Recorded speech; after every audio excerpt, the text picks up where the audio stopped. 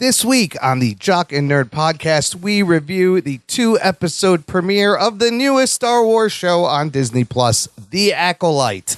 Plus, reactions to the new Venom 3 and Alien Romulus trailers, the Deadpool and Wolverine director in talks to helm Avengers 5, the next Godzilla Kong movie finds its director, and more. Joining us is the Galactic Chef himself, John Hamper, all in this edition of the Jock and Nerd Weekly for Monday, June 10th, 2024.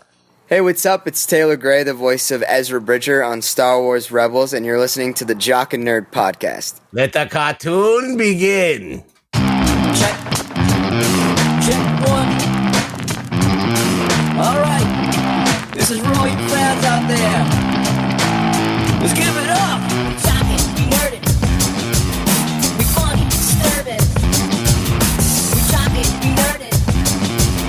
We spoiler alert. Oh yeah! Hey, what is happening, listener? How's it going? Thanks for pressing play, and welcome to the Jock and Nerd podcast, where we give you comic book and superhero TV and movie news, reviews, and whatever we choose. Jock and Nerd. My name is Imran. My name's Anthony. He's the Jock. He's a nerd. And joining us is the galaxy's worst space mechanic. It's Mechneck. Oh, I'm Imran. sorry. I meant Like- Space Mechneck. Rug Yeah, boy. Mechneck. Mechback. Lick my slackle and my crack. You remember that? That's a long way. I do remember that song. I think the lyrics were a little different. I thought you were referring to this. I'm hurt. Oh, my neck, my back, my neck and my back. Oh, I want 150,000. But we can set out of court right now for $20. Man, get There's your random Friday Was clip. that for Friday? There's your random Friday clip for the month, Oh, my God. listener. My neck, my back. My neck and my back. No, you listen. It's just Rug Boy. But that's not all, listener. A very special show. We have a very special guest joining us. He is a very talented designer, a digital creator. You can find him on Instagram at Galactic Chef. Welcome, Galactic? Galactic Chef. I will have him Jesus spell it out Christ. for you. Welcome, our buddy John Hamper. Welcome to the show, Hamps. Yeah, thank you for having me. It's fun to see this side of things. Hamper's been listening to the show since the beginning, by the way. Since Nam. Yes. Yeah. Before, when he started listening to the show, he was not who he is now. I mean, he's bigger than the show. Well, a little backstory. No one can be bigger than the show. You're right. Hamper used to work with myself and Anthony. Wait, how long ago? When did we all work together, the three of us? For I think 9 years ago. It was 2015. Oh, crap. Okay. And since then, Hamper, you've been putting out amazing content on Instagram as the Galactic Chef. Tell the listener a little bit about what that account is and what you're doing over there and when you started. Yeah, I mean, I'm on all social media platforms. Basically, just like the name sounds, I make Star Wars themed food. I started making just normal food, but there's a million of those counts. So I was like, why not get very specific and niche? And so I did the Star Wars stuff, and people seem to like it. That's awesome. I love how you combine like two niches to make another subgenre. It's fantastic. And I think I've been following you since the beginning. You guys, you see this account. What do you think of some of these creations here? They're very creative.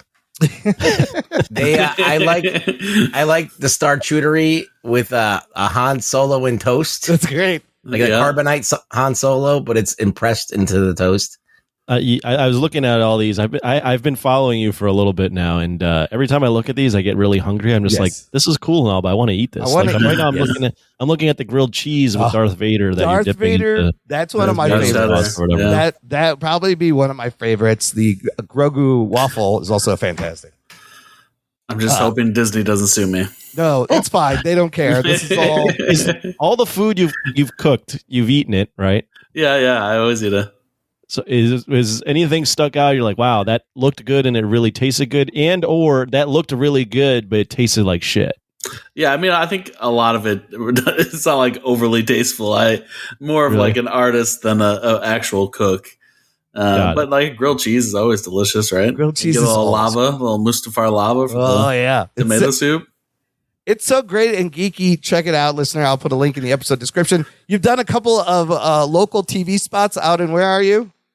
Yeah, I'm in St. Louis right now. So I've done a couple St. Louis ones and then randomly did a Portland, Oregon. Oh, nice. I don't know how that came about, but did you have to go there or was that remote? it was all remote. I went to one in studio here in St. Louis, but the other two were remote. Is there any sort of something on the horizon that you're excited about making? No, I'm in a little bit of a rut actually right now, but I do have next week off, so you got to I'm making some content then. I have recently was gifted a bunch of cookie cutters that like all these different, maybe 10 or 12 different characters, so something with that. Dude, Death Star pepperoni pizza, I would absolutely house that whole thing. Looks delicious. The funny part about all of my different videos and the popularity, the one that has gotten the most views was just me burning my hand with cheese. That's a good one. That's a funny one. I like that one a lot. I also like the one where you like bring out, I think it's like cornbread. Yeah. And you like are so happy that you bring it out and you just look at the camera and go, I'm Lord Vader. Yeah, I think people like the ones where you just kind of have fun with it and then not just like the creations, but your personality a little bit. The art stuff too is good too, where you like put it up against a white background, like Darth Cheddar, S'more Trooper. Yeah, I wanted started it for my own like kitchen. Like I wanted things that weren't overtly Star Wars and like kind of tacky. So it was like a little more, I guess, subtle and elegant is what I was trying to do. When did you start this? Like over COVID, I was just bored. Oh, nice. Nice. When did you start to realize that like, hey, there's like people liking this? Like this is now a thing that I can pump content into and more people will come. Yeah, this last year was where I got most of my following is in this last year. So the first like 2 years, I probably only had about 2,000 followers. Yeah, and then this last year, I've gotten like 190 or something along That's those amazing. lines. Oh my god! Wow, that's some good growth. I've definitely. Anyone noticing you? Like, hey, well, you've had TV shows, so I guess that's pun. But anyone like? Yeah, Rosario Dawson's liked a few of my videos. Oh, so no that was way. pretty cool. Geek boner. That's awesome. I just got to do like a live meet and greet with Ezra Brooks actor. Or Ezra Bridger. Ezra Bridger. Oh, yeah. Oh, Taylor Gray. No. Oh, no, the new guy. Is it Iman Asani? Iman, yeah. Well, super interesting dude, too. I guess he raps and he's trying to become a pro tennis player. Oh, wow. That was pretty cool to do that. Well, and that's why we wanted you on today, as we have a new Star Wars show. Obviously, Hamper's a big Star Wars fan. We're going to discuss it. But before all that, we have some things to discuss. Let's get into the geek news. The Jock and Nerd Podcast. This one, it came out a few weeks ago. We're catching up on some things, but we must talk about the trailer for Venom, The Last Dance. Apparently, the final film. The Last Dance. Last Last Dance for romance tonight. Let's dance. The Last Dance. The Last Dance for Tom Hardy and Venom. Possibly. It's the third movie. They're saying it's the final in this trilogy. Hamper, you watched these Venom movies? What's your take on this franchise so far? I actually haven't seen either. Oh, you haven't seen one or two? I've heard your guys' reviews on them, so I feel like I know. Right, there you go. I think I did watch the trailer. Yeah. And the only thing that kind of interests me, I guess, was like, did they try to include like Marvel? Was it No Way Home? Is that scene from that? Yes. Hey, okay. So before you get to the trailer, here's the last time we saw Venom. Couple things. At the end of the second movie, there's a post-credit scene where Tom Hardy Venom gets zapped into the MCU from a shitty hotel to a nice Mexican resort. And on the TV is Tom Holland's Spider-Man. Venom gets excited and goes, that guy, and he licks the screen. It's all creepy. The next time we see Tom Hardy is post-credit scene for No Way Home. He's in a bar talking to Ted Lasso guy, football is life guy, and going, oh, there's all these superheroes here, blah, blah, blah. And he gets zapped back, and we see a little piece of the symbiote left in the bar in the MCU. This trailer has all sorts of what the fuck continuity going on now. We could just start there. Anthony, what'd you think of the trailer And what the fuck is happening with all of that? The trailer's about what you would expect. You know, it's the silly Eddie, and then like them talking to each other and not being completely aligned, but still liking each other. When you compare it to like Madam Web, this looks like freaking Schindler's List here. Yeah, looks like Oppenheimer. Yeah. So, I mean, you know, it looks whatever. The Venom movies, I think, have been okay. The first one was all right. The second one's not that good. I think one of my issues, though, is other than the obvious, which is how do you have Venom movies without Spider-Man? Yeah. But like, okay, I'll let go of that. Like, it's over with. They just keep having Venom fight other symbiotes. It looks like this one's now just his home world is coming attacked. Yeah. With more symbiotes. And I'm like, cool, that's great. Why do can't we think of anything else for him to fight? Is it like Spider-Man? Yeah, well, I'm over that. I don't think that's not going to happen. But like, why can't we? Is it because we don't have the rights to anything else? Like, what's going on? Why does he keep having to fight symbiotes? That's a good point. It's a little tired, but you know, Tom Hardy and whoever's doing the voice is it's him. Mildly amusing. I think Hardy's doing the voice. So yeah, it's mildly amusing, and at least I know I won't be negative Nancy on this. At least I know you watch this and you might chuckle a little bit, and it'll be at least like so ridiculous that you'll go, okay, at least that was something. I thought it looked like fun. I was like, oh, this looks like fun. Rugs, what's the takeaway from this? Well, we've seen 2 of these already, right? So we know what to expect. It's not going to be fucking Shakespeare. Yeah. It's not going to be even remotely good. It's going to be it's going to retain the same level of production value, perhaps. I don't remember a lot about what happened in this trailer. All I remember was he was beating up a bunch of guys at the beginning. Yeah. Then some alien looking thing is attacking a plane. Yeah. Yep. And then he gets the symbiote to go on a horse, and he rides the horse. Oh, come on, horse Venom! I was like, oh, look at that shit. That's But that's all I remember. I have no idea what the movie's about. I guess his alien world, like Anthony said, is coming to Earth. They found him. They're invading. Yeah. And so then it's gonna be more symbiotes, and I'm not. We've done that already. We just had Carnage. I feel like there's some confusing casting. You'll notice Chiwetel Ejiofor, who played Baron Mordo, is in this. That is Baron Mordo. Well, Comcast, excuse me. Sony does this. We've got Aaron Taylor Johnson playing Kraven. We've had some other. I don't know if there might be some other ones that are slipping my mind, but they do this. But you also in this movie, Reese Ifans, who played Kurt Connors in Amazing Spider-Man, is in this movie with 2 arms. Now, whether it's Kurt Connors after he got sent back, look, some of it was funny where he's trying to say we are, and he's going, we're Venom. Like, that's kind of funny. Mrs. Chen, seeing her is great. But the thing that gets me is, are they now retconning this whole, it looks like Chiwetel Ejiofor and the Ted Lasso guy they're in this universe. I'm just confused. What the fuck is happening? Are they just ignoring that he got zapped to the MCU? Or is this their variant in this universe? The same thing happened. I feel like they just don't care.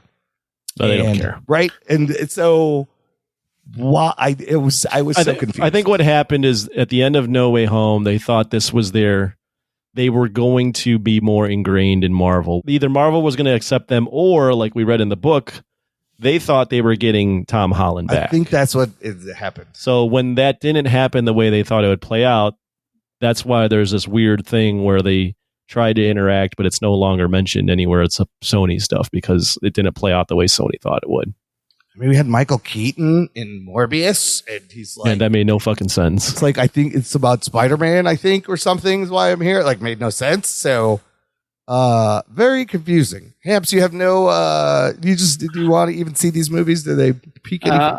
They don't really peak that much. They're not great. Just to me. I did find it interesting in the trailer. There was like, in association with Marvel. I felt like that was different. Yes, because it's Sony who owns all the 900 Spider-Man characters. Yeah, I knew that. I guess it just before I thought like the other Venoms were like because there's like Marvel and then Marvel Studios. I just thought the phrasing of that was weird. I don't know. Well, they want to fool people thinking it's an MCU movie. Yeah. And what do you guys think? I think the Venom movies out of all the Sony Spider-Man MCU bullshit, they're probably the best ones out of them that they've put out so far, which is because they're entertaining. Yeah. It's not saying a lot for the other ones. I just thought the horse was weird. The horse is a little weird. The horse is great.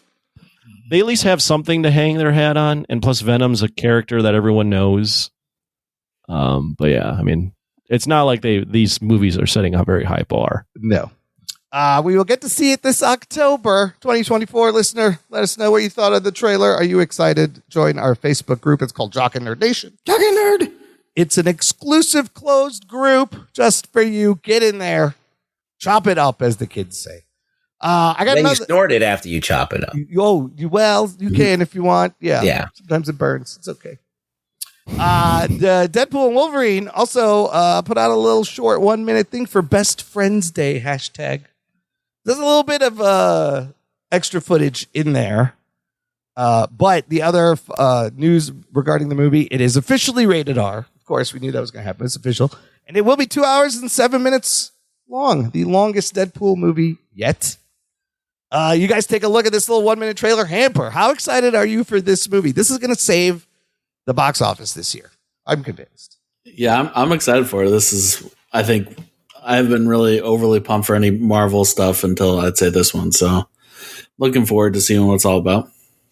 There's going to be a lot of people in here. Anthony, did you see the lady legs of Deadpool walking in this? Yes, I watched this and forgot what was even in it. All right, well, it's mostly old stuff. So. I also think all these clips they're showing us are from like the beginning of the movie. They all seem to be from the same part of the movie, which is probably the beginning. And you know there's going to be lots of motherfuckers in this movie.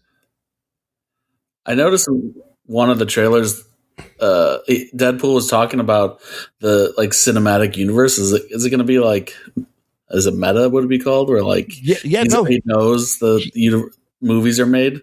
I believe he pulls the TVA, which if you watch Loki is his time variance authority, pulls them there and shows him the MCU. Like he is aware. I think he's even aware of like Kevin Feige and everything. It's Deadpool. They're like She-Hulk kind of a little bit. Yeah, like that last episode of She-Hulk. I do like that they added that Paul Rudd line where he's like, "Oh, Paul Rudd aged finally." That's hilarious. Ruggs, any thoughts on this? And well, I'll just put it out there. They unveiled their popcorn bucket. Of course, after Dune, popcorn bucket wars are on. Oh yeah, no, it's now a thing. It's now a thing where Dune did it unintentionally and made a very suspicious popcorn bucket. How did they not? That's the first thing I see when I see that. It's a butthole. Yeah, they did. How did they not think? They're like, oh no, it's a sandworm. Now this Wolverine thing, it makes me think of something else. Yes. Have you guys seen this video where they revealed it? They're like dripping butter, all of it. It's oozing. So you're good. The popcorn goes in Wolverine's outstretched mouth here. This is really bad. I'm telling you, this is going to be a thing now forever because of that Dune bucket. But I don't know. It's going to be a collector's item. I think this one I might have to pick up. It's pretty crazy. Does anybody actually buy these popcorn buckets? Hamp, do you ever buy a popcorn bucket specialty when you go to the theaters? No, never. The popcorn bucket.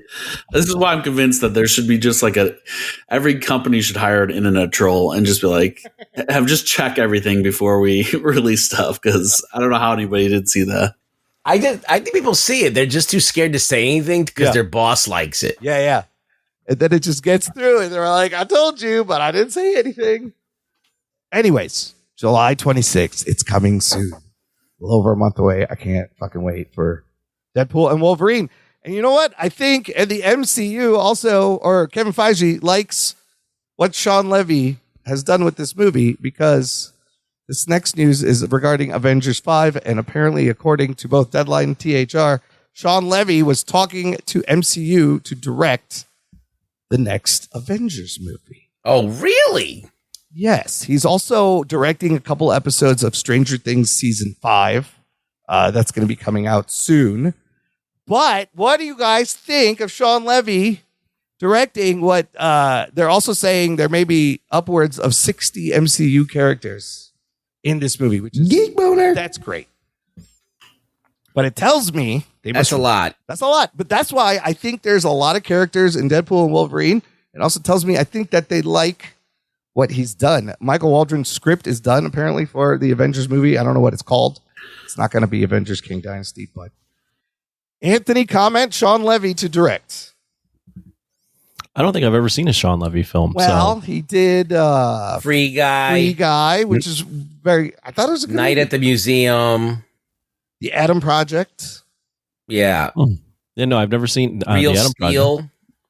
He's Yeah, worked no, with. I've never seen any. Never of seen these. any of these. He's worked with Ryan Reynolds before, But he does get. He usually gets good reviews for his movies. So yeah, I'll have more of an opinion on him when I see Deadpool and Wolverine. That's true. There was a Real Steel too. I never saw that. Oh, there was a sequel to that one? Oh 60 God. MCU characters. Yeah, whatever. Sure. Throw him in. Do it. An Avengers film. Fuck it. Hamps, any of these Shawn Levy movies? Have you seen Free Guy or Adam Project? I've seen the Night at the Museum. That's the only one. So kind of with Anthony, where I just had to see Deadpool first. Yeah, it's. I think that's going to tell a lot, but they must like it. So for Well, that, he's a Ryan Reynolds' friend or something. yes, they've been. He's buddies. got to be one of his buddies because he directed him in Adam Project and Free Guy. And Free Guy. Yeah, So those are. I like Free Guy. I like Free Guy. It's good. Yeah. It's as good as like Ready Player One, kind of. No, it's not. No? It's not. Not in the same. It's not. Nowhere near it. I forgot that movie already. I think it did well in box office, didn't it? Yeah. I think it did. So regarding all the MCU characters, for them to hit 60 plus, that means like everybody is coming back and people we haven't seen yet. Yeah, they'll probably do some sort of multiversal story.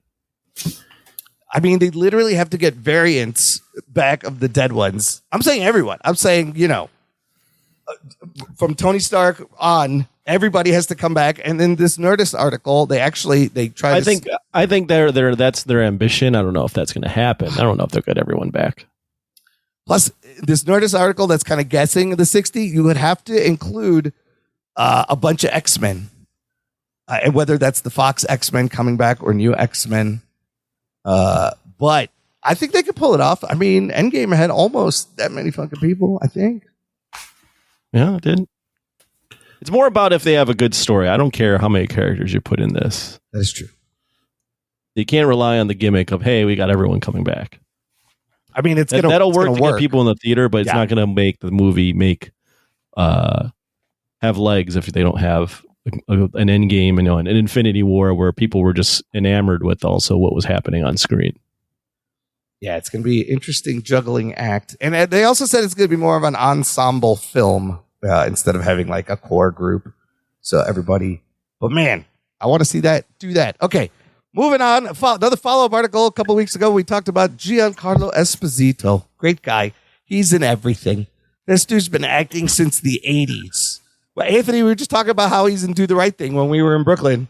Going, you scuffed my shoes. Man, I was born in Brooklyn. Ah, it's great. Young Giancarlo. He had confirmed he has joined the MCU now on top of everything. Top of being in The Boys and Star Wars, Moff Gideon. He said, I'm going to be in a movie and then I'm going to be in a TV show. And now we know, thanks to set photos, the movie is Captain America, Brave New World. We have videos, photos. We know what he's wearing. Here's what we don't know. Still, who the fuck he's playing. He's Moff Gideon. Is he Moff Gideon in a military armor with little knives in his vest there? You guys seen these pictures? Any guesses? There's been a lot of speculation. I have no idea. He's the Red Skull. Yeah. It's not the Red Skull. Get out of here. All right. Then what do you say, genius, that you know something? I don't know. I don't know. He's a bad guy. Okay. Right. Yeah. Sounds right. Here's the thing, though. It could be an innocuous person. Like maybe he's Copperhead or something. So he's a snake, one of those snake guys. So that's one I heard that I think, not Copperhead. Diamondback Bushman, or something. The Bushman Moon Knight villain. Oh, Bushman. But if he said he's going to be in a TV series, and maybe it's related to S.H.I.E.L.D., if they're going to do a S.H.I.E.L.D. TV series, I don't know. G.W. Bridge is another one. I don't know. It could be. So remember Robert Redford got cast and then he ended up being just like Alexander Pierce? Nobody knew who fucking Alexander Pierce was. It could be an innocuous person like that. Anthony, what do you think? I have no idea. I have no freaking idea. It looks like Moff Gideon, to be honest with you. Yeah. Just give him the Darksaber. He can take care of everything there. Yeah, but you're my tool bag of Marvel characters. I mean, they're doing. I mean, unless they go into the X-Men, they're really going to like C, E, F level characters that I don't know the names. William Stryker was another guest, the X-Men dude. But there's video of him with a gun. He's shooting. I don't know who the fuck is playing. Hamps, what do you think? You like that Giancarlo Esposito Moff Gideon in the MCU, bro? I'm actually getting a little sick of him being like the villain to everything. Everywhere. Yes. Like he's awesome in Breaking Bad, and he's a good actor. Just like I feel like he's in all the Disney villain roles. I don't know. Yeah, that's kind of true. Gus Fring is also a bad guy. But he's great at it. So we'll see. I wonder, Imran, I'm going to ask you a question. Do you still genuinely get excited and like, oh, who could he be? Who could he be? Like, are you actually excited or are you just pretending you're excited? I was for a second, but then I thought about it. I was like, it's going to be just some like random person that's not a big deal. I mean, the prospect of him. I'm sure it'll be someone, but you know. But we had the prospect of him either being like a Professor X or a Dr. Doom or somebody huge, but I don't think it's going to be like a random obscure character that nobody's heard. So my excitement level's down for that. It's fine. Don't have Floppy Jock. We can move on. Okay, we're gonna move on. We'll finish up the news here with some talk. What are we watching? Of aliens. No, we're not there yet. There's still a whole bunch of you motherfucker jumping ahead. Son of a bitch. We'll peep you later. No. I want to talk about aliens and giant monsters for a second here. Alien Romulus coming out in August put out a first official trailer. Hamps, I'm gonna ask you again. You've seen the Alien movies? I have. Yeah, I've seen every Alien. You've seen all of them. Okay, big fan of the franchise. Kind of like us, we love all the Alien movies. What do you think of this trailer and how this looks compared to the last few movies they've given us? Yeah, I think that trying to get back to the basics and do the whole spaceship stuck while the aliens chase them. It looks cool, a little scary. I guess I just like I would hope that they try to do something new and not just kind of do the same thing as the first movie. So I don't know what that would be, but Anthony, yes, we love the Alien movies. This one showed promise in that little teaser. What'd you think of this trailer? This, I mean, when you're making these notes, I get that you want to be superhero. This should have led. I'm sorry. This fucking trailer is awesome. Geek boner. Alien Romulus looks fucking great. Wow. The trailer looks great. If you watch anything Fede Alvarez, like interviews, he's saying all the right things. Yeah. His movies, I haven't watched Evil Dead or Don't Breathe, but everything I've read about them are everyone really likes both. Yeah. And he has experience with Evil Dead and doing a franchise and putting his own twist on it. Apparently he wants to really bring this back to horror, which this trailer definitely has that vibe, but also incorporate aliens into it. Yeah.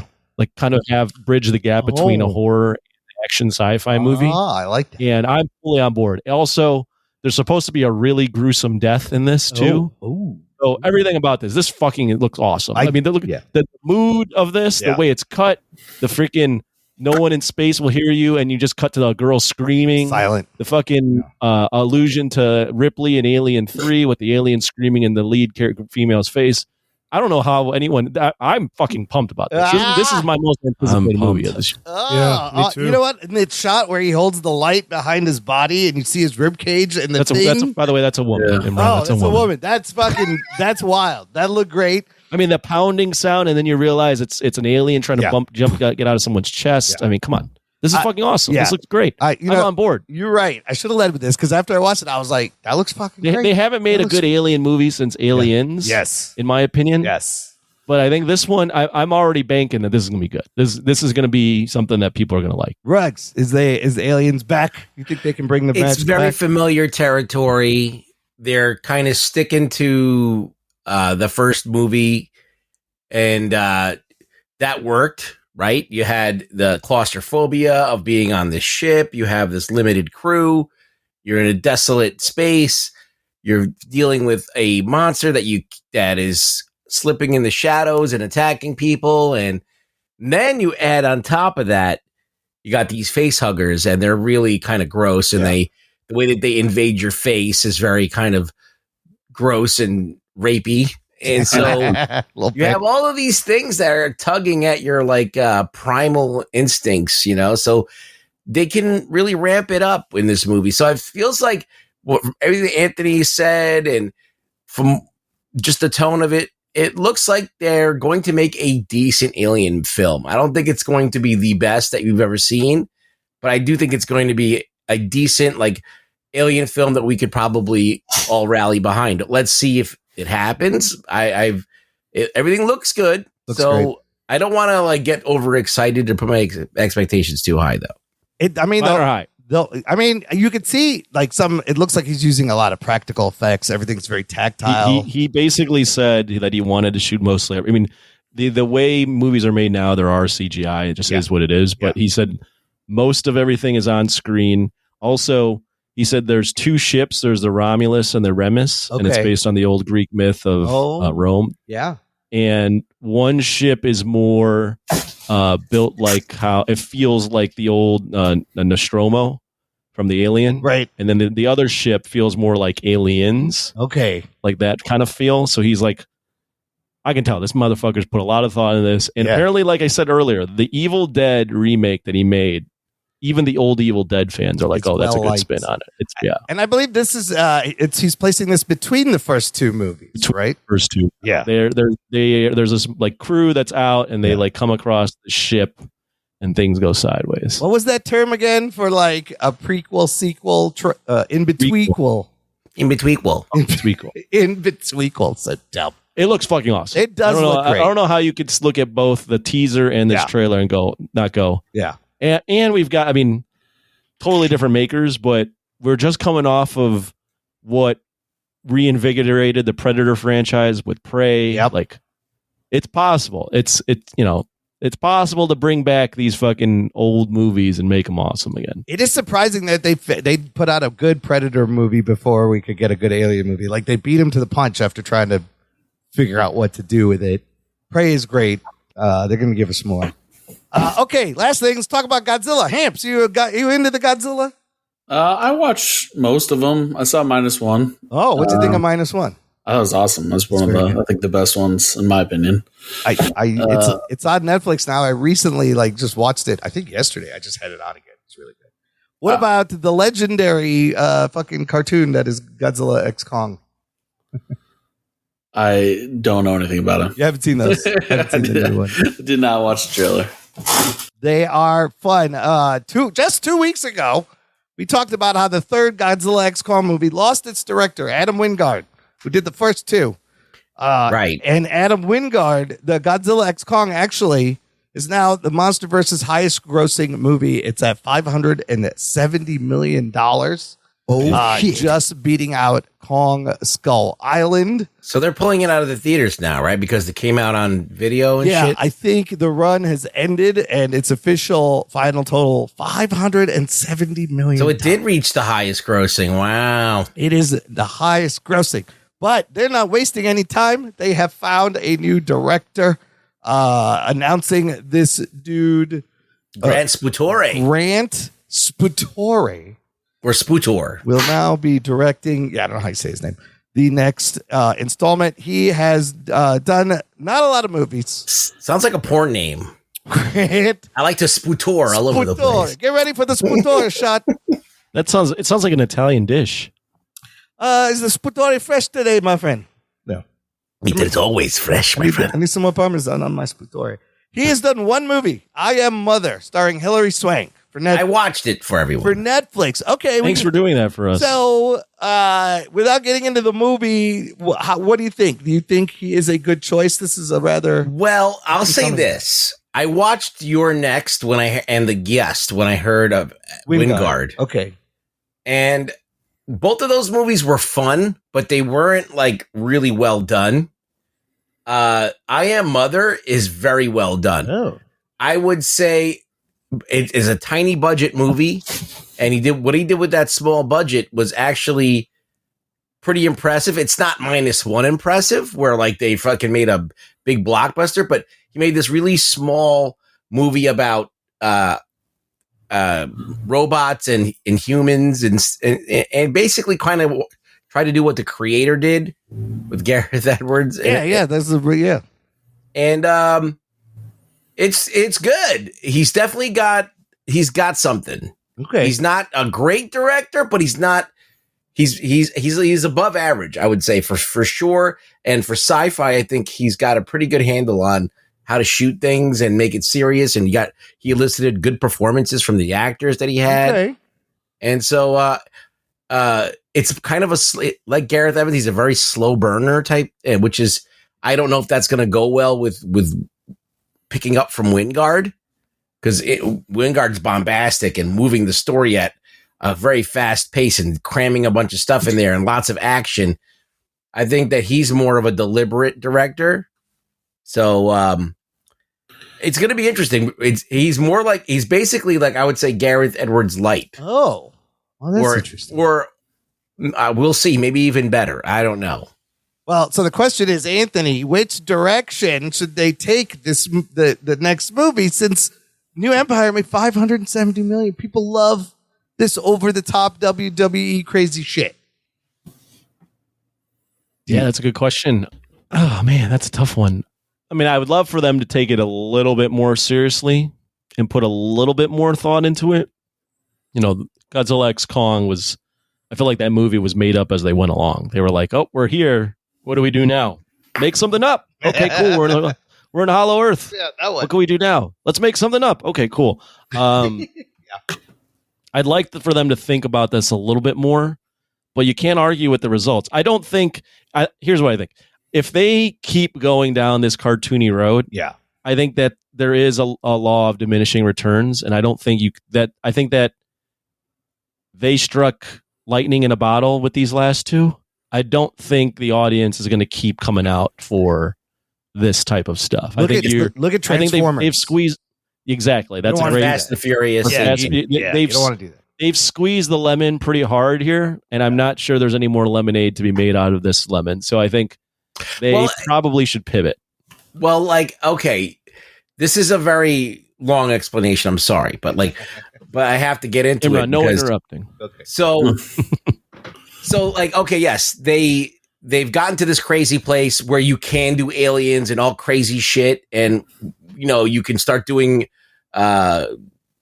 like King Ghidorah, you could do Gigan, you could do Megalon, you could do Jet Jaguar, and that would be crazy. He would definitely do that. And how do you do that with the Hollow Earth and combine all that? There's too much going on.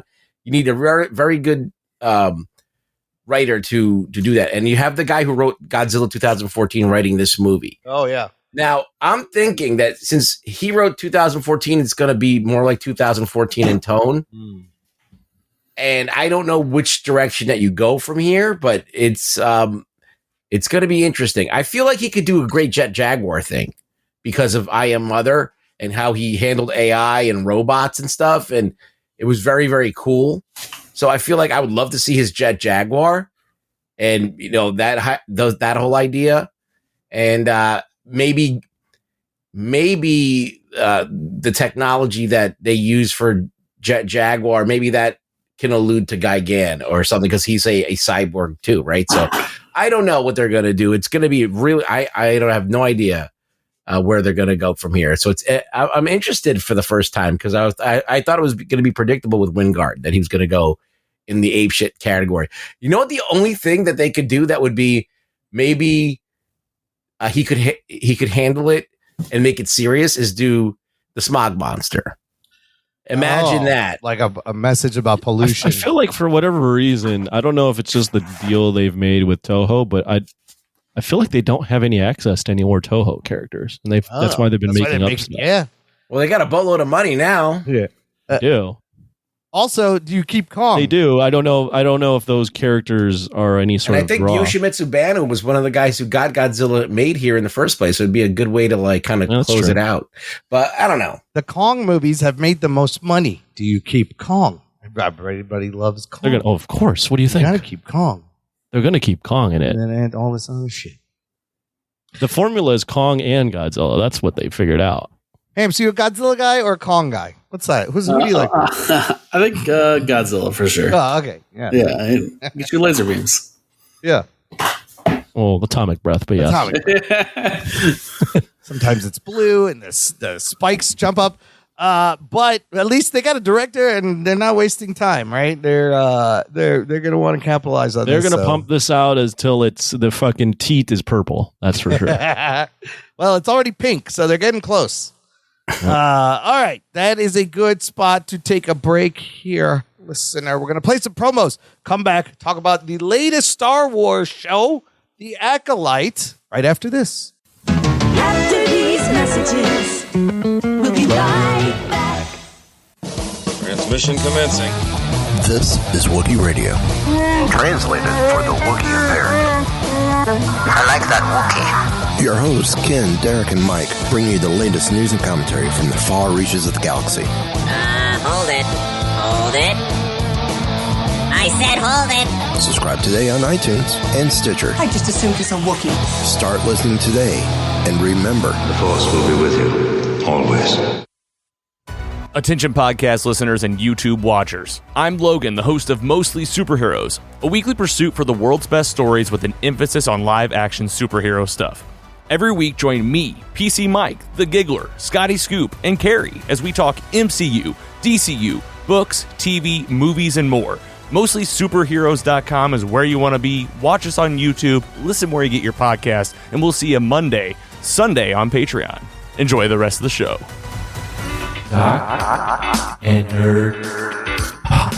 Listener, if you enjoy listening to the show, hanging out with us every week, this is a great time for you to join our Patreon fan club. Visit jockandnerd.com/Patreon. Jock and Nerd. And you can give back on a monthly or annual basis. All proceeds go back to keep continuing the show going.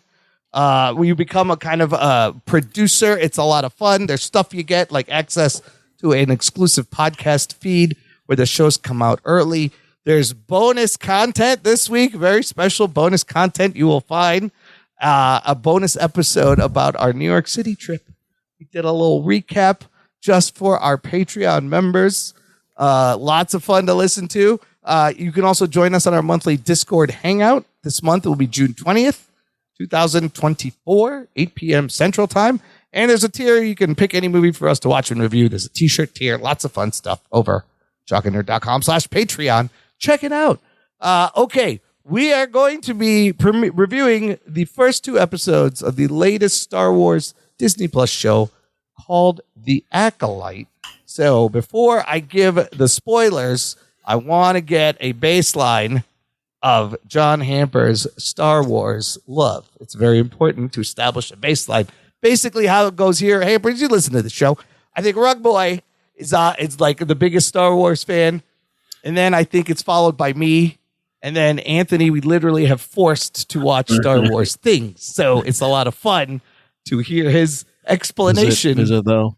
It is. I love making you explain Star Wars things from your point of view. It's important to have several different point of views. Hamps, how long? When did you start loving Star Wars? What do you like? What do you hate about the Star Wars?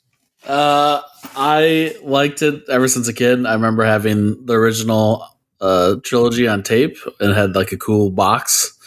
Saw the prequels in theaters, dressed up as Darth Maul for Halloween. Nice. I'm on the side of liking everything, but I do think I'm good at judging whether I recommend stuff to people. And I wouldn't recommend all of Star Wars stuff to people. We'll just say that. But I do love it all. I like that he's like me and he loves all the things. But clearly, out of like, look, let's just talk about the trilogies. The original trilogy, sequel trilogy, prequel trilogy. What order would they rank in? Obviously, the original is going to be. Just the trilogies? Yeah, in terms of trilogies. Yeah. The original is number one, and then the prequels 2 and the Disney trilogy last. I think it's pretty clear. And then how have you been enjoying the many TV shows they have given us? It's kind of exciting that we have Star Wars television for a Star Wars fan.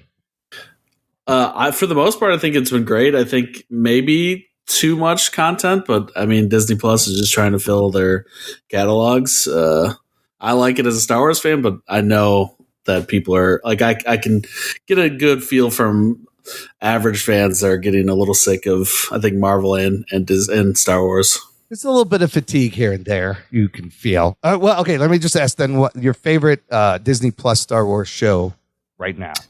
Andor, I think, is the best for sure. That is the right answer. I'm going to say Andor is fucking phenomenal. Okay, and now all the shows they give us, you're almost comparing them to Andor, especially this one, The Acolyte. Here are your spoiler alerts. Strap yourselves in, you fucks. Spoiler time. We've got the first 2 of an 8-episode series, and episode runtimes ranging for the first 2, I think, like 38 minutes, maybe a little longer than half an hour. On Rotten Tomatoes currently, this is interesting, 90% on the tomato meter. The audience rating is 27%. Now, here's the thing. You can't trust audience scores for television on Rotten Tomatoes. They did a better job with the movies where you have to verify you've seen the movie. But Hamps, I'm sure you saw the articles of, it's being review bombed, blah, blah, blah. Yeah, I think that one of two things are happening. Either Disney needs to stop doing like interviews with their actors. I feel like this happens with every Disney movie now, or they're doing it on purpose just to get controversy clicks and like, because every step of the way, every Disney movie, Marvel, Star Wars, like they all just like have the worst interviews and just say the most terrible things. What did they say? All I saw in the interview was that this is the gayest thing ever. I think they want to make white people cry or something. No, so there's a little bit of controversy there. But that line from the lead actor girl, we'll get into it, that was from 2018. That wasn't even about Star Wars. It was a movie about like police brutality, and it was like. But what was the line that? Oh, really? That's had nothing to do with what the interviews. No, just trolls online, and that's happened before. What was the thing that they fucked up here in their interviews? There's 2 different times they've besides that one that was from a different interview. Right. One was the director and writer Heeland. Yes. Yeah. Her and another actor were saying this is like the gayest Star Wars ever created. That Star Wars has always been gay. I think they were doing it just to poke the bear a little bit, and that's why I think it's all just like a play to just get people to watch. Either have people hate watching or supporting. Interesting. And then the other actor who played, was it Horde or what was his name? Yord. Charlie Bennett, Yord. He misspoke and said that Anakin blew up the Death Star, and people went crazy over that. So, and there's a reason for that too. I believe I read that she purposely like wanted people who didn't know anything about Star Wars getting into this. Even like the writers kind of wanted to make it fresh. So, look, here's the thing: the series created by Leslie Headland. She's written and directed the first 2 episodes. She is best known for the Netflix show Russian Doll with Natasha Lyonne, which is it's very good. It's a good show. So you have starring in this show Amandla Stenberg playing 2 roles as Osha and May. Daphne Keane, X-23, is in here as a Jedi. You got Squid Game guy Lee Jung Jae playing Master Saul. Yord is played by Charlie Barnett. A couple other people Anthony, there's a Filipino actor in here, Manny Jacinto playing Kamir in the 2nd episode. He's great.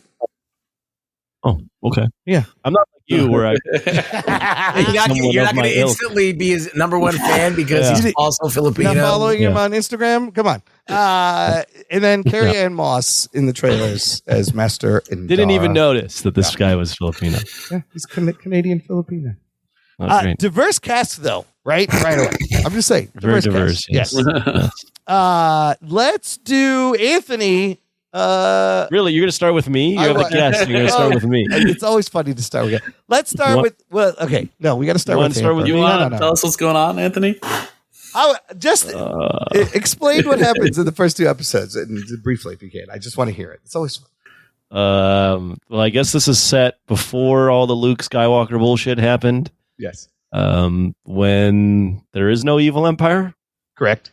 And the Jedi are working with the Republic, but they're like their own thing, kind of. Yeah. Maybe they're I saw somewhere they're kind of their own police force, but they're a little bit ambiguous. And there's a lady that's hunting Jedi, and this is like a murder mystery. So she's out hunting Jedi, but she's also got a twin, and her twin is getting confused for hunting Jedi, but they both are trained with the Force by the dude from Squid Game. Squid Game guy, yeah. And we're trying to figure out why this lady's hunting Jedi, and why, and what's the deal with her sister. And her sister doesn't hunt Jedi, and all this crap. Yeah, yeah, that's a great setup. I think that sounds right. I think is that about right? I think that's very right. good. Yeah, you nailed it. Murder mystery type shit. Yeah, and the important part is what you said. Yes, it's set 100 years before Episode 1, in an era at the end of an era called the High Republic. First time we're seeing the High Republic in live action. I don't know too much about the High Republic. I'm really familiar with half of it, the high part. Hips, are you familiar with this timeline in Star Wars? I don't really read much of the books and stuff. I think that's all that's been made so far. I didn't realize it's most of this content they're drawing off is only from started in 2020, so it's pretty new to everything. Well, I think we've only seen it in novels and young adult novels, video games too. Video games, children's cartoons. Ruggs, what can you tell us about this time in Star Wars? Nothing. You don't know anything either. But besides the fact of what Anthony already said, this is a time where it's supposed to be like the golden age of the Jedi, where the Jedi were this police force that kind of went and spread peace throughout the planets. And even though there were some people here and there wasn't like an organized empire that was threatening the whole galaxy. Is this when Fallen Order takes place, the video game? Oh, with I think it is. Is it? No, but because Darth Vader and stuff is in that video game. No, yeah. Maybe I split. No, I think that happens during like the original. No, there was Knights of the Old Republic. That game is the video game that the Old Republic. I thought was even further back. Yes. There's Old Republic and there's High Republic. It's all very confusing. And then there's One Republic, and then there's one R, and there's One Direction, and there's Niles. And there's Republicans. And then there's Republicans. And there's Pro Republica. Hamps, overall, what'd you think I love of that Imran just doesn't let a joke breathe. He just fucking throws 75 other things on there. I'll walk all over that bitch. I'm telling you. That's what you gotta do. Hamps, overall, first 2 episodes, opening thoughts. What'd you think? Yeah, I'm intrigued. I'm a Star Wars fan. I liked some of the things it set up. I think some of the writing probably could be a little better. It's not something I'd probably recommend to non-Star Wars fans. But, interesting. I do think, I enjoyed it, and it's hard to tell the first 2 episodes. Who knows where it's gonna go. That's interesting because I thought it might be a good place for new Star Wars fans, seeing as how this is all new people. It's not connected to anything that they've done before, really. I have something to say on that. Anthony, as a new Star Wars, what did you think? New Star Wars, that's a very generous. I mean, as a casual outside, what did you think? I don't even know what you could call. I don't think you could call me a fan. No, there's an outside opinion. Yes, yes. Oh, what did I think of this? First off, I know where you're going with this because they have new characters and it's not a Luke Skywalker story, and it's but it is still very Star Warsy. Yeah, it is still very whimsical Star Wars. It felt just like any other Star Wars TV show. So in that sense, I disagree because you have to vibe with the TV shows to really get into this. Yeah. I know we have some new listeners here, so I'm going to be as diplomatic as possible. What do you say here? I was not a fan of these 2 episodes. Okay. I found this to be a chore. I found the writing to be really bad, mediocre at best. Okay. I still find the Star Wars tone to be just kind of Yeah. Especially for most of these TV shows. Yeah. What else? I've got a whole laundry list. I found this to look really cheap and TV looking. Okay.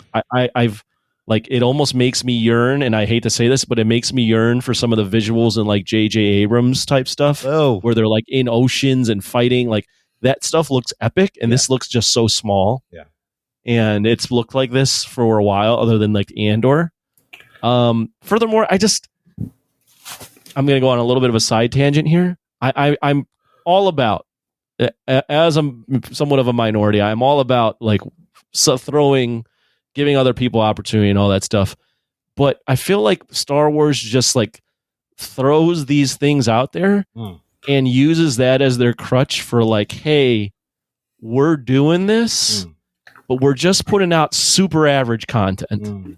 And if you hate this, you're against all of the things we're doing. It's like, no, we don't hate this because of that. Yeah. We hate this because it sucks. and all you're doing is throwing out this like curtain of like diversity and equity, but you're not doing anything good for it because you're putting out exceedingly average content. Yeah.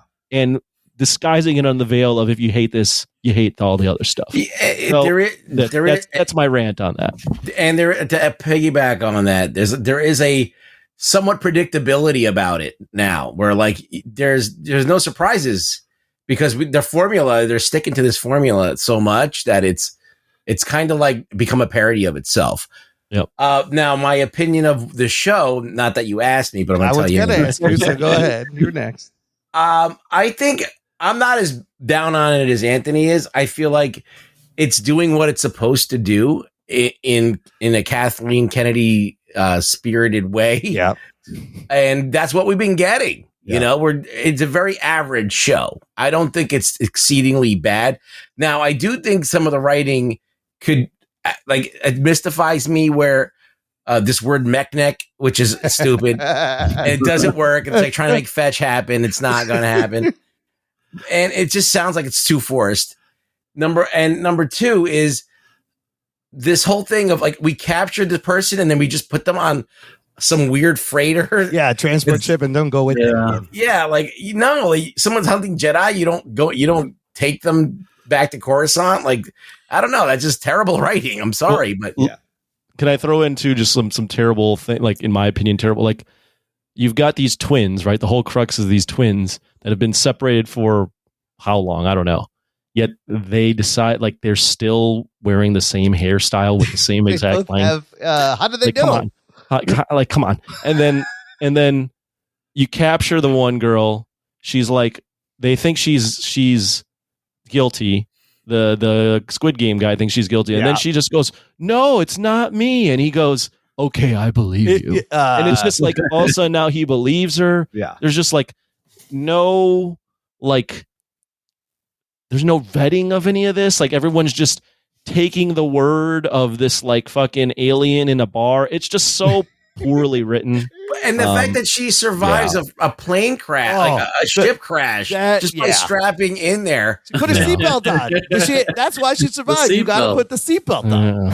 Yeah. I mean, those seatbelts are great. Those seatbelts are amazing. It's just very, very lazy. But all right, go ahead, guys. I know you like this stuff. So overall, I thought Ron loves it. I thought it was okay. Has potential. I was kind of digging this mystery, but a lot of things that you guys said. What's the mystery? The mystery. We know who's killing him. Well, now we know. But now the mystery is, who is that master with the red lightsaber who's actually... Wait, one more thing and then I'll let you finish. Yeah. I got to call this out before. Yes, there's a lot. At one point at the end of the first episode, you see that she's talking to the dude with the red lightsaber. Yes. And doesn't he say a line of no steel will hurt a Jedi? And didn't we just see in the beginning of the episode a fucking little ass steel thing go into the heart of a Jedi? Yes, kill that is absolutely Trinity. Yes. Like, okay. You're right. I'm done. That's a lot, but you're absolutely right. All these things occurred to me. Look, let's just talk about that opening for a second. Carrie-Anne Moss, Trinity. You're like, oh shit, she's in here. It was good to see her. You saw her, and it's a kind of a dope fight. There's some cool like wire work kind of fight choreography. I didn't think it was bad. Decent. It was decent, but then yes, Carrie-Anne Moss killed within the first 5 minutes by a little like fruit knife. I don't know what the fuck that was.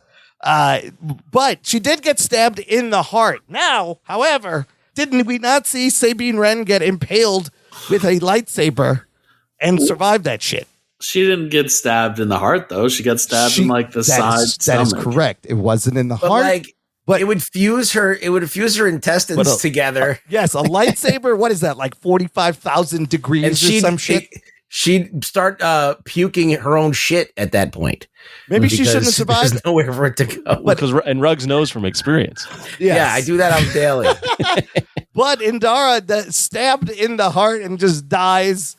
Barely That's fine. Like, at all. They needed her to die, and she did. And then the guy does say, if you attack a Jedi with a weapon, you will fail. Steel or laser are no threat to them, but an acolyte. And I was like, did we literally just see this fucking shit happen?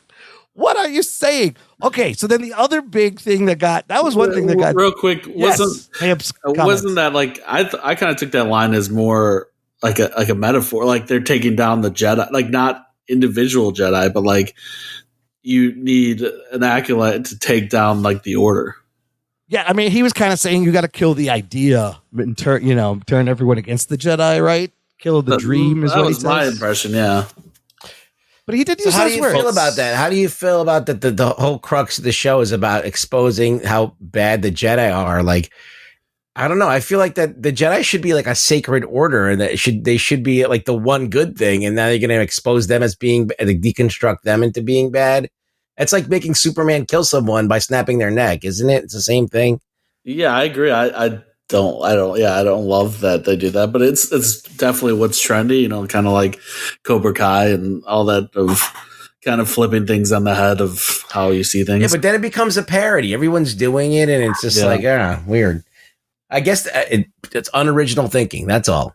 Well, can't the Jedi be corrupted though? Because of isn't there the dark side of the Force? So right now there's no like Sith. There's no unidentified Force users, right? So this is like the first time they're seeing nothing like an unidentified Force user. Yes, UFO. Well, I think that Jedis do get corrupt and they become Sith. That happens. But I think that the concept of the Order, the idea of the Order is that it's this thing that's trying to strive to be the best thing that's possible, right? The one with the Force.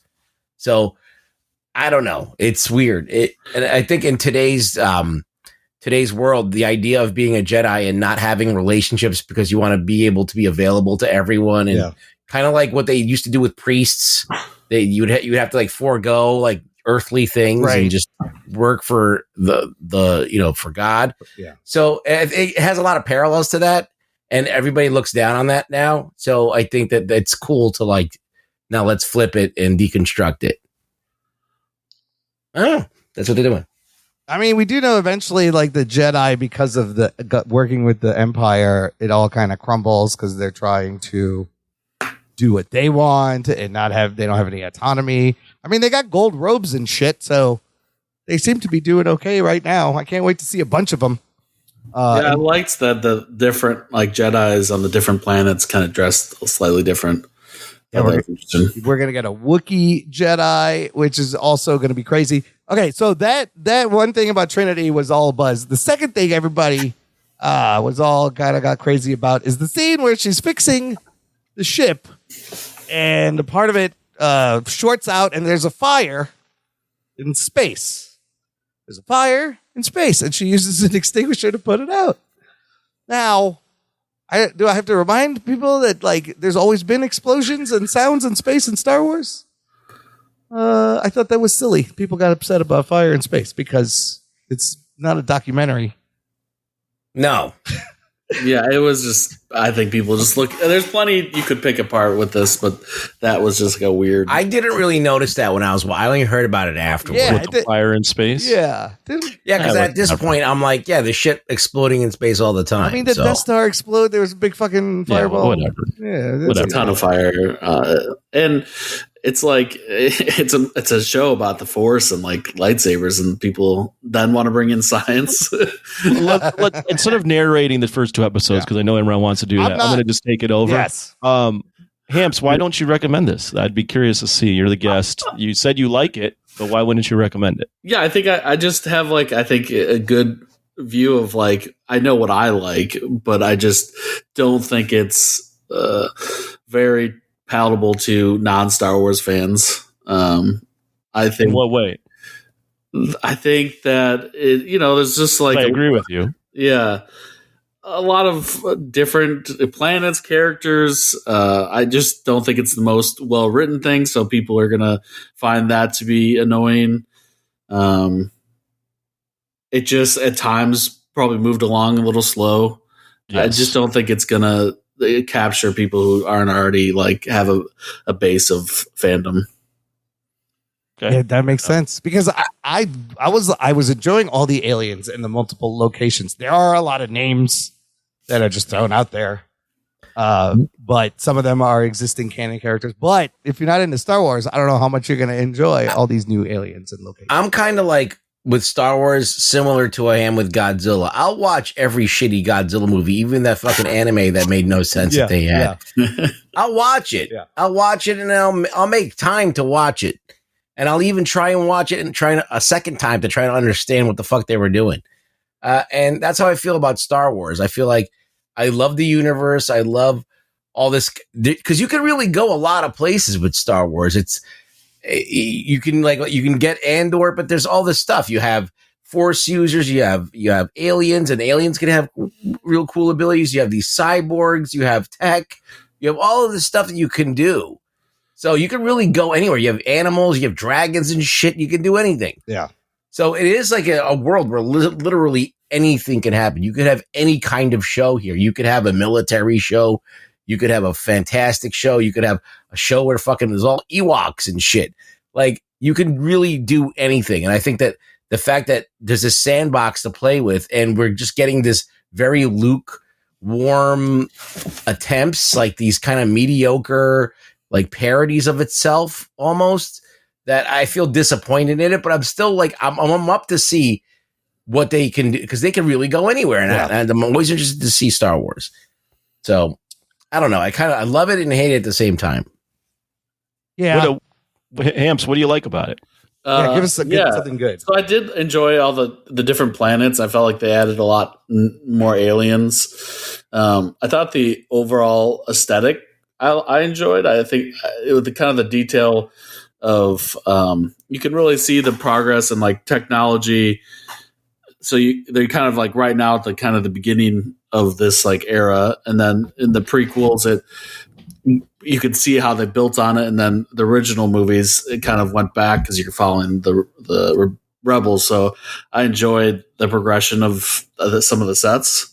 I also liked during the fighting scenes.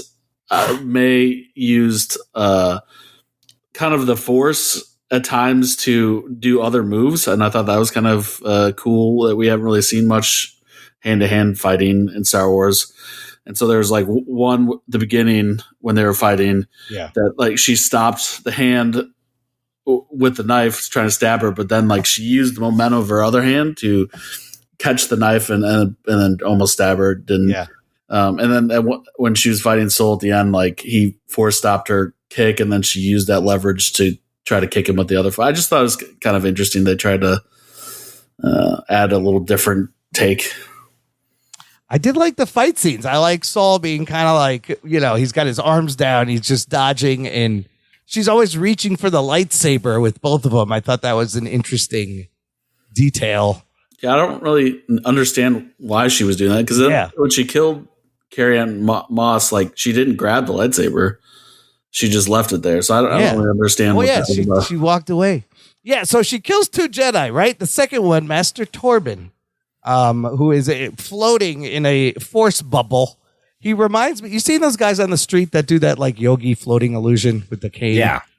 That's what it kind of reminded me of.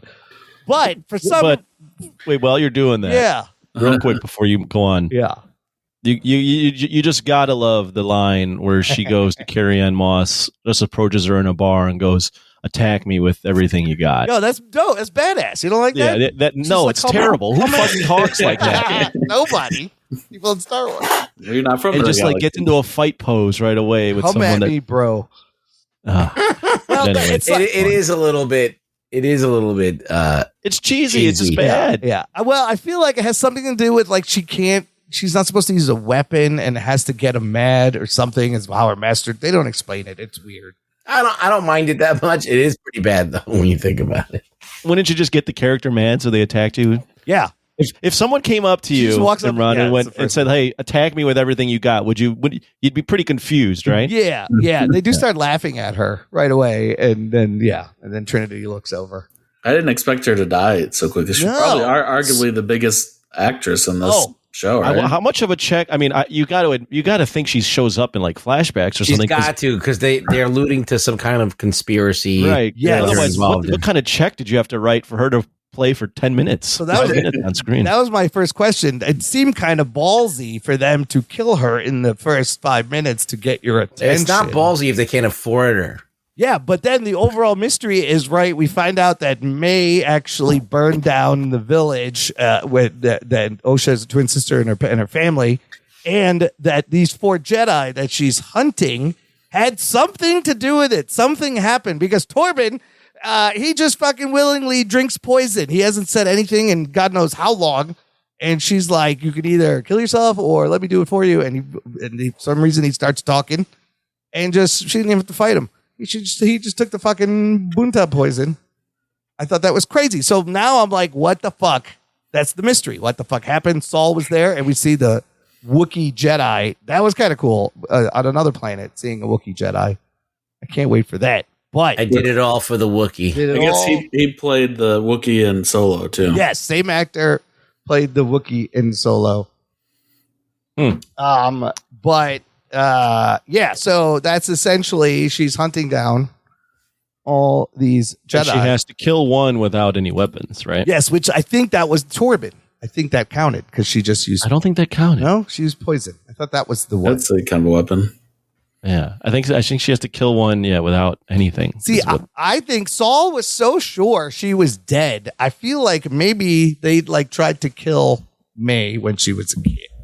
Something weird and dark is going. Yeah, there's got to be something, right, where the Jedi. We've thought the Jedi were this pure thing, but there's some Jedi that aren't as pure of heart as we would hope. Yeah, what do you guys think the Sith guy is? I don't know. Is it somebody on the show like that we've met?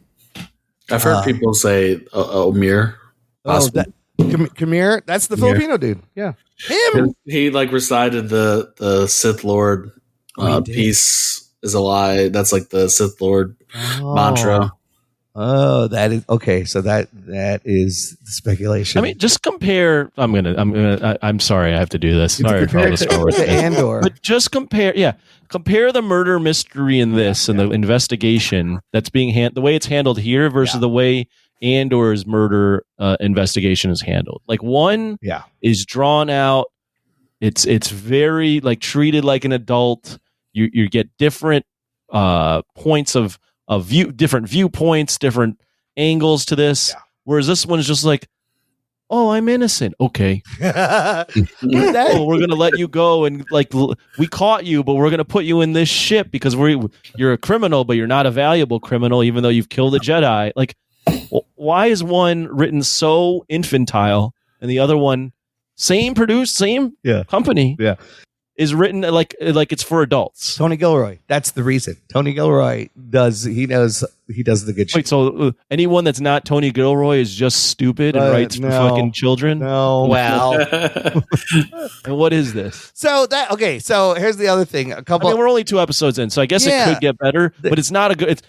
It's not off to a rollicking start. And any of these, I'm so surprised that all these reviewers are like, "This is great." It makes me think that they're saying this is great because it's.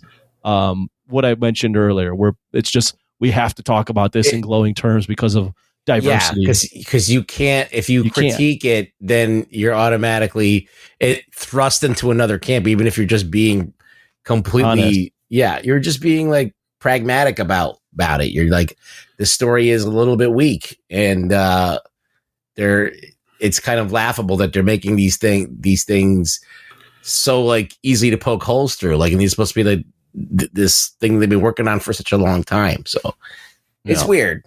Strange. Go ahead, Imran. I mean, the other thing is Leslie Headland, the creator showrunner, she's exclusively just worked in television, which is why I feel like everyone's like, it looks like a TV show. It's a TV show. It's a TV show. Yeah. It's what it is. Now, but even having said that, the second episode, the sets were bugging me a little bit. I'll give them this credit. At least they're doing sets. Yeah. I think the Andor and or not Andor, excuse me, but Ahsoka and those other ones were filmed on what they call was that called? Volume. The volume. Yeah. So the volume definitely like nothing looks real in the foreground. Yeah, they were not. This one, I think they said they're not going to use the volume, and some on location, some sets, and some of the sets look cool, but some of it, and again, it's 100 years ago. It just, some of it looks like so clean. It almost looks like they're at like the Galaxy's Edge amusement park, and they're just shooting at the theme park a little bit. And I was like, why does it look? But it is also, it's 100 years ago. It's also like the height of their power too. That's why I guess I thought it would be kind of clean like that. Everything would be clean. It's new. They're they're picking up the garbage. They're polishing the fucking things. I don't know. There's no Dark Empire like destroying worlds with a Death Star. But again, Andor felt so lived in immediately. That was like a mining town. Yes, for the most part. Yeah, so. it was different, and I do love that they're hopping around different places.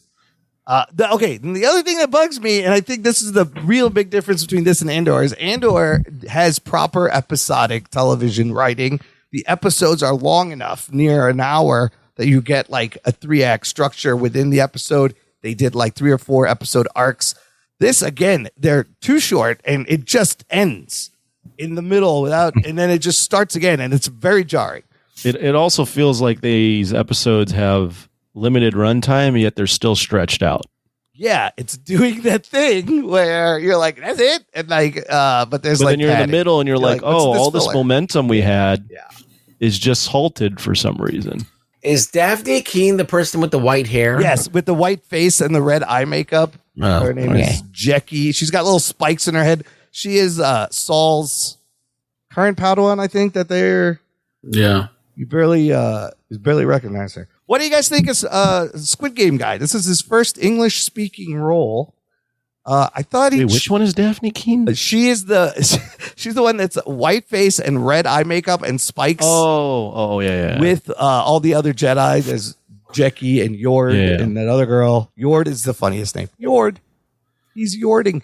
But Lee Jung Jae, I kind of feel like he's channeling like Qui-Gon, a little Obi-Wan, and I thought he did pretty good.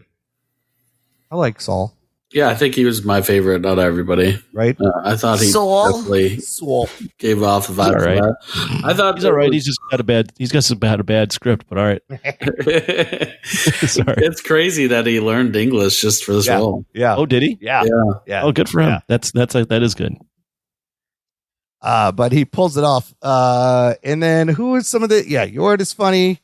Who's Yord? Well, Yord is like the guy, the punching bag that does everything wrong and is too reckless. And Yord is the guy with the dreads. Yeah, he's the guy. He's written to be an idiot. Yeah, a little bit. He's kind of a little bit of a happy trigger finger.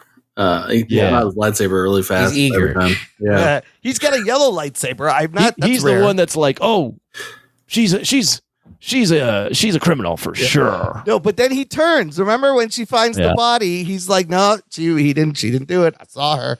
Well, they need him to suck. So everything that the other person does by comparison is better. You know, right. That green Jedi Venestra. She's been in a lot of books and stuff. I think she's going to be. I think she's the director's like wife.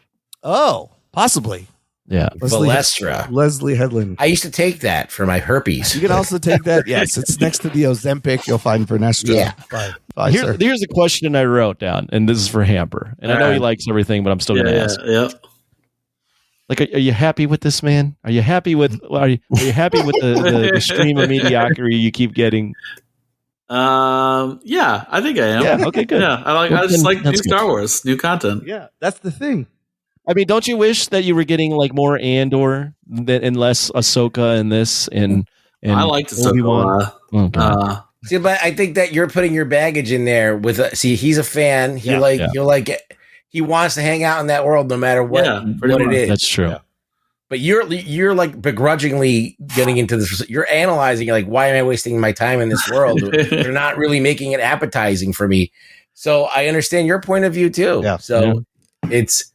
Imagine Godzilla movies. Like you'll watch them, but you try to make someone else watch them. They're going to So it's the same thing. I just watch shows differently than most, or movies too, than people. I just like don't get caught up on like bad writing that much, or small like details that probably don't make sense. I just don't like notice those. I don't know. That's good. It's a better way to live. That's for sure. Definitely enjoy more things. All right, look. You definitely enjoy more things than me. Let's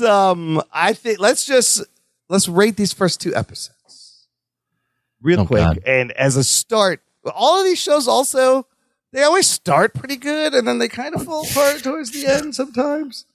Hamps, what would you give a score out of 10 so far? Probably like a 6.5. Okay. Oh, yeah. Oh, that's lower than I thought you'd give it. Yeah. I mean, like I said, I think I have like an understanding of how people feel, and I can look at it objectively. But like you said, I just like being in the Star Wars world, and I have fun with it. It is fun to be in that world, and it's exciting to see like new things 100 years ago that we haven't seen. Anthony, number. I mean, it's just exceedingly mediocre. I'm just going to go with a 5.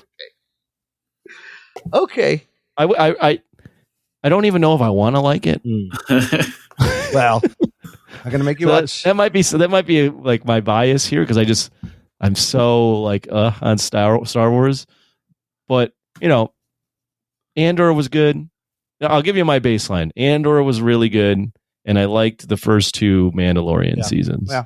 But everything else I've seen out of Star Wars lately is, or this new Disney era has just been, it really makes me question why people like Star Wars. I'm like, what is this?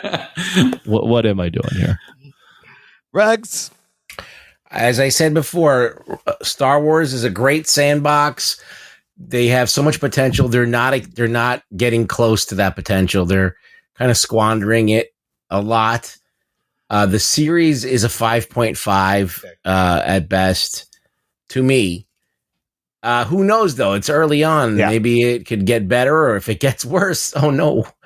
But I feel like, kind of like Hamper, I do like Star Wars. I'll watch anything Star Wars, pretty much. Yeah, I'm like Hamps, too. I'll give it a 6.5. I feel like there's potential. It's an okay start. I mean, you think about like the first episode of Obi-Wan was so good, and then that thing went crazy outside of the Darth Vader appearance. I will say that I was hoping, I was kind of like sold on this show as being a little more of like from the Sith point of view and the dark side. And so far it's been just kind of more of the same of following Jedi as they try to find an undercover Sith. Yes, unidentified Force user. Now that's a good point. I thought this was pitched as a look at the rise of the Sith. It still could. I mean, it still could. Yes, it still could make the episodes a little bit longer. Learn episodic writing, but I'm in for the mystery so far. I need to find out who the fuck that guy is in the mask and what actually happened on the planet. So I'm in for that mystery. And they're kind of setting up May as like a sympathetic, not all evil person that's maybe going to redeem herself by the end of the. They are setting that up. So I just hope that's different. Like maybe they take it a different direction. She didn't because that's kind of what happens in every Star Wars. So I hope maybe they try to do something. But you got to have a balance, right? I feel like May and Osha are the balance, the light and the dark. But she didn't kill that dude when the little baby alien was there, so she does have a heart, and she's something.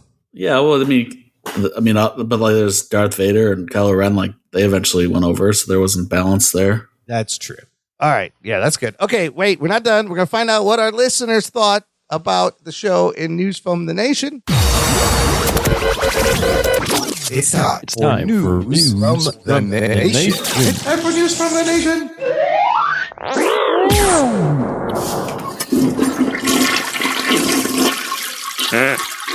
It stinks. It stinks. It I like it. stinks. Short and to the point. Blake Braden said, solid show. Got me hooked enough in the first 2 episodes to want to know what exactly happened between those 4 Jedi and May. Yes, me too. I'm interested. Jose Ibarra replied, agreed. There's also the mystery of who's training May. I also really enjoy the focus on Jedis using their abilities primarily for defense against weaker opponents. Yeah, that was nice. There was just a lot of force pushing and pulling and saving of in that tunnel. I did like it, that whole tunnel scene, like how it was a reverse Fugitive, where Harrison Ford's like, I didn't kill her. And Tommy Lee just like, I don't care. They did rip that from the Fugitive. But they did the reverse, where she goes, I didn't kill her. He goes, I believe you. Look, Saul trained OSHA. He has a feeling. He knows she's innocent. She wouldn't do this. That's why.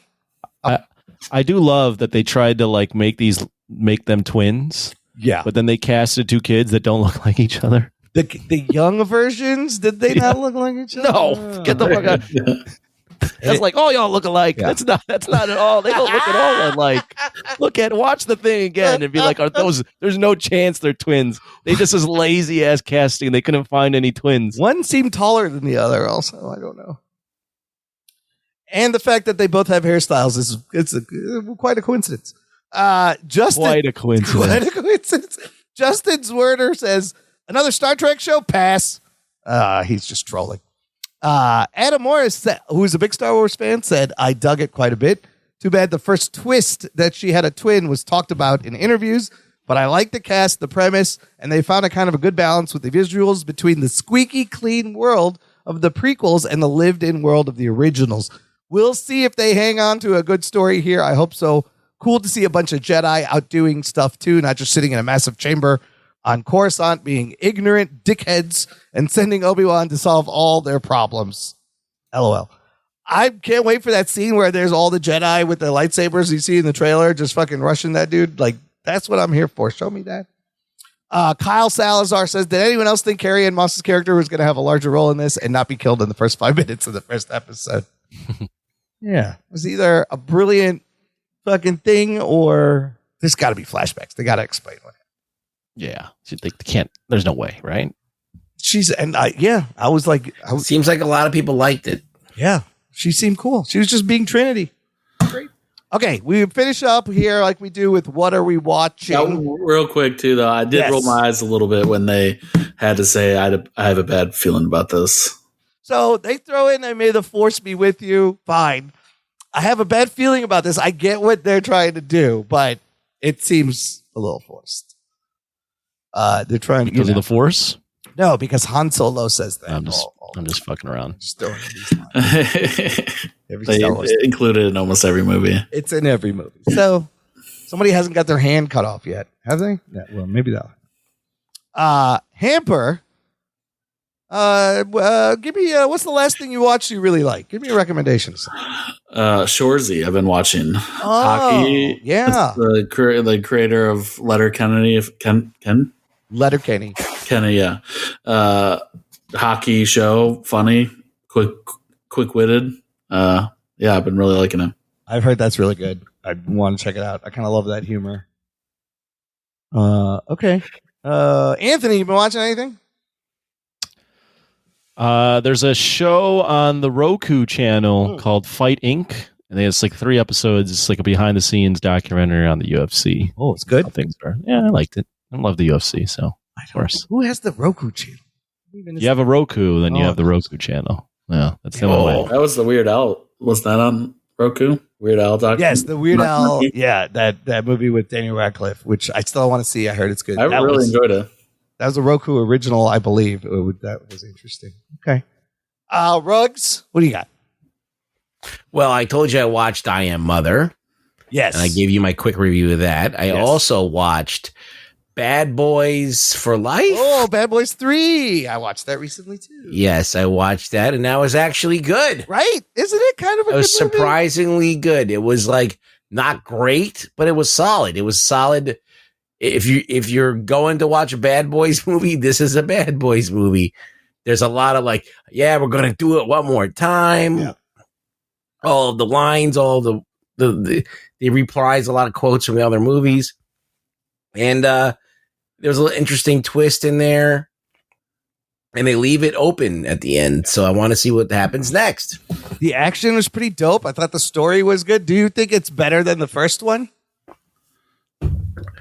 I think it's up there. I think it's one of the better ones. Yeah. Well, Bad Boys 4 is out. Anthony, you may have to catch up. We may have to review 3 and 4 because 3 is really good. Yeah, it's really good. You want to review both? I wouldn't say really good. I think it's just good. I feel like we got to do 3 and then do 4. Okay, because it's the same directors.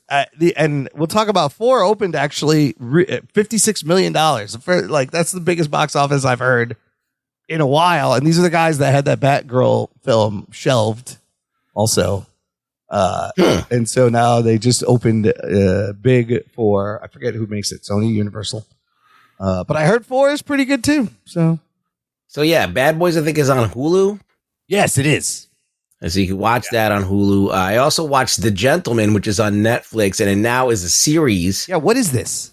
The Gentleman is like a Guy Ritchie film about an American dude, Matthew McConaughey, who opens up a weed business, and some guy is trying to buy it from him. He wants to retire, but things get fucked up.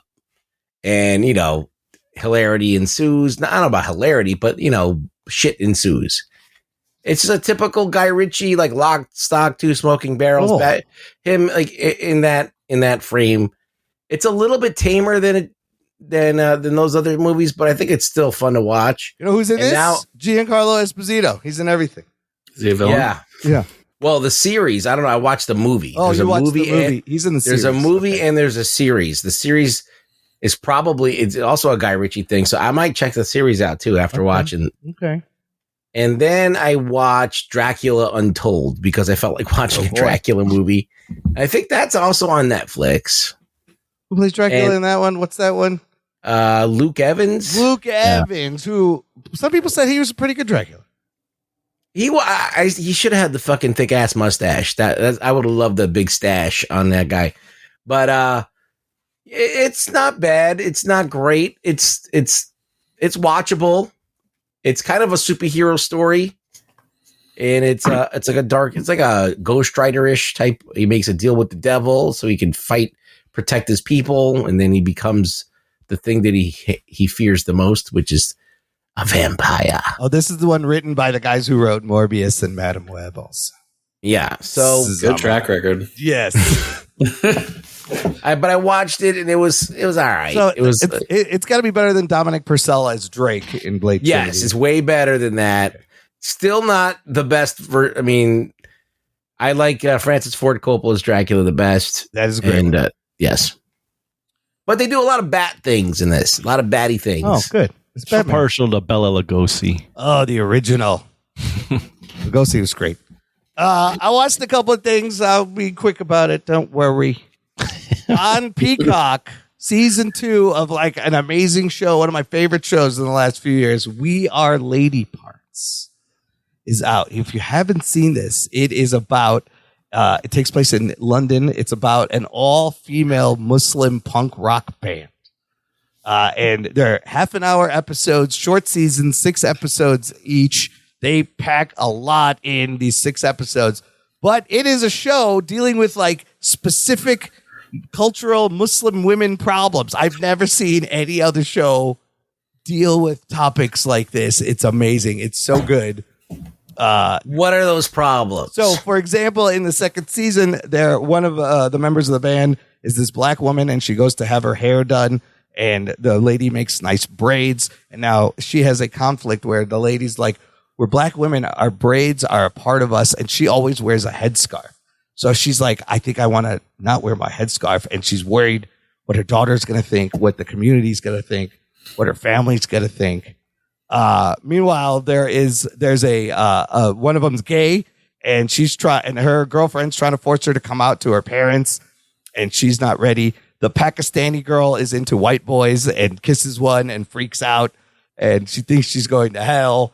And it does some weird things this season. It's wacky, but it's simultaneously, it's really funny. It's wacky, but it's also wholesome, heartfelt. They deal with so many topics, even about being in a band as the record labels and trying to get a label and being censored. Somehow they chalk so much shit in these 6 episodes, and I've never seen any other show handle any of these topics. It's fantastic. And it's a really easy watch. So if you have Peacock, turn it on. I think it's both specific and universal, like these things are. It's so good. It's so good. Yeah. And the music, they have songs. They come up original songs. They're kind of fun songs. Then I watched on Max, there is this documentary about Movie Pass. Remember Movie Pass? Was that the movie theater pass? Yes. Oh, we could see one movie every day for a month. Remember when we were talking about it when we started podcasting? It was going through like all these issues. Yeah. The doc is great. It's a fascinating story. And it's actually still around. The guy who started it has brought it back. But now like every theater has its own thing. But really good story. And I remember this shit happening. The fucking app failing and limiting movies as they were hemorrhaging money. Okay, and then I watched these 2 Netflix movies that came out this week. Under Paris. I see you didn't get your steps in this weekend. I didn't got my steps. I wasn't on the You did treadmill. not. I did not. I was, you know what? I was twerking while watching these movies. Does that count? That is a fucking visual that no one wants to see. I want to see it with my shirt off. God. So imagine a nippleless, even better, a nippleless white body twerking while watching a giant TV. There's your God. But look, Golly. Under Paris and The Hitman. People have been talking about these movies. They both came out. They've been raving about these movies, but they're both just okay. Under Paris, it's a French movie. It's a shark movie.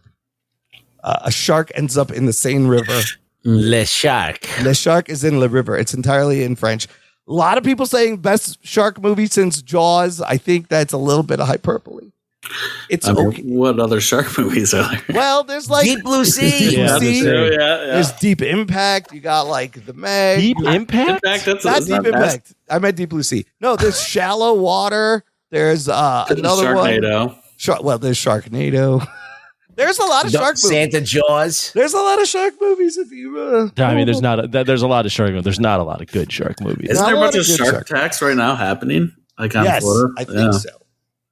I think so. Also, when this Twisters movie comes out, I think it's going to be awkward because we've had a lot of tornadoes this season. I mean, like, you're still putting out this movie. It's a little too close to home. But back to they should make it about the game Twister. That would be great. Yeah, like unfrost it, make it like Twister. Have Jerry Seinfeld do it. But his butt's in my face. Under Paris has some good jump scares. There's some good gory stuff.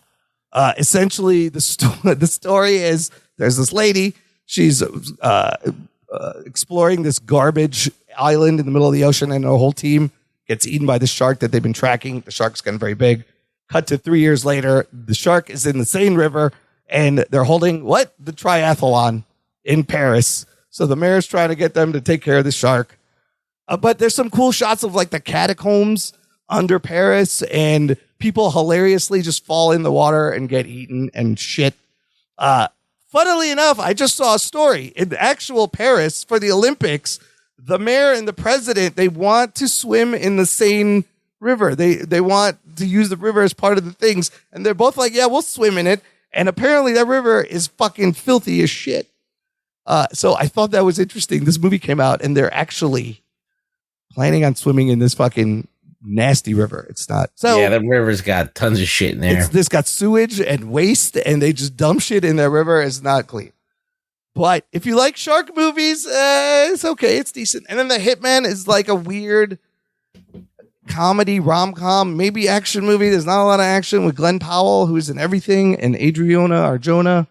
It's pretty hot, and he pretends to be a hitman and do all these different roles. And it's just okay. There's some sexy time in there, Ruggs, though. Oh. I was surprised. It's R-rated. There's actual sexy time in the movie. There's boobs. You know what? There's not boobs though. Mm. There's a lot. There's a lot of side boobs. But is there a lot of his butt? There may be a little bit of his butt. Yeah, I knew it. But I was like, oh, look at all this. There's some graphic nudity going on in an R-rated movie. Good for them. There's graphic nudity that you don't see anything. Yeah, except for a man's ass. Yeah, that's not the kind of movie. Yeah, I'm not into that. Glenn Powell, it's okay. I don't know. I thought it was all right. Unless it's your ass twerking, I don't want to see it. This thing is like 97% on Rotten Tomatoes, and I'm like, really? I don't think it's a 97%. It's okay. It's just okay. Anyways, Imran's like it's like a 94 actually. Maybe like a 92.5. No, Glenn Powell, he's so generic looking. He does play a lot of different characters. A lot of people are really digging that. They're like, this is really good. So he does get a chance to play different characters, like a cool guy, a foreign guy, a nerdy guy. The end is kind of weird. There's weird dark parts where there's a scene where there's a guy literally, they put a plastic bag over his head. He's suffocating to death. And they're like making out in front of him and flirting with each other. There's weird shit like that. I was like, okay, this is kind of odd, but okay. He'd be a cool Captain America, maybe. He would. He's got that kind of generic all-American look to do it. So I was surprised people were saying it's just another okay Netflix movie.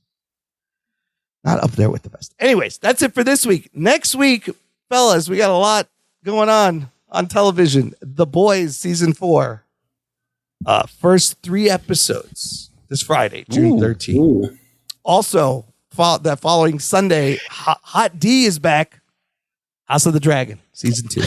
The hottest D ever seen. Hot D is back on Max. So I think we'll do The Boys next week. It's 3-episode premiere.